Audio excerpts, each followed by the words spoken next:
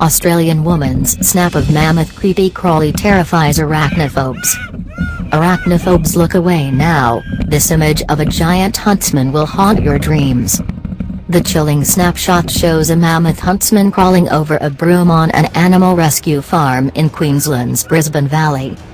Dubbed Charlotte by the animal rescuer who moved from harm's way, the colossal creepy crawly will look like a waking nightmare to anyone with a fear of spiders.